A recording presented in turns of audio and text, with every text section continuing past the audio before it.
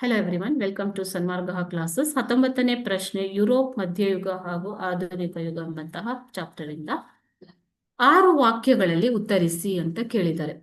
ಕೈಗಾರಿಕಾ ಕ್ರಾಂತಿಗೆ ಕಾರಣಗಳೇನು?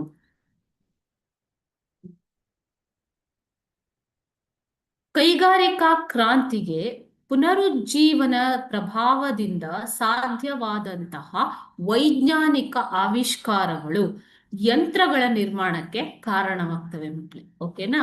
ಸೊ ಈ ಕೈಗಾರಿಕಾ ಕ್ರಾಂತಿ ಅಂತಂದ್ರೆ ಏನು? ಯಂತ್ರಗಳ ಸಂಶೋಧನೆ, ಅದರ ಮೂಲಕ ಕೈಗಾರಿಕಾ ಉತ್ಪನ್ನಗಳಲ್ಲಿ ಆದಂತಹ ಹೆಚ್ಚಳ. ಸೊ ಈ ಯಂತ್ರಗಳ ಸಂಶೋಧನೆಗೆ ಕಾರಣವಾಗಿದ್ದು ಅಂತಂದ್ರೆ ವೈಜ್ಞಾನಿಕ ಆವಿಷ್ಕಾರಗಳು.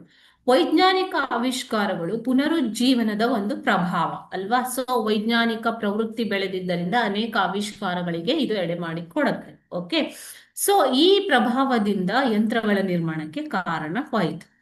ವಸಾಹತುಗಳ ಸ್ಥಾಪನೆಯಿಂದಾಗಿ ವ್ಯಾಪಾರ ವಹಿವಾಟು ಹೆಚ್ಚಿ ಸಿದ್ಧ ವಸ್ತುಗಳಿಗೆ ಬೇಡಿಕೆ ಹೆಚ್ಚಾಯಿತು. ಸೊ ಈ ವಸಾಹತುಗಳಿಂದ ಅತ್ಯಂತ ಕಡಿಮೆ ದರದಲ್ಲಿ ಅಗಾಧ ಪ್ರಮಾಣದ ಕಚ್ಚಾ ವಸ್ತುಗಳ ಪೂರೈಕೆ ಆಗುತ್ತಿತ್ತು.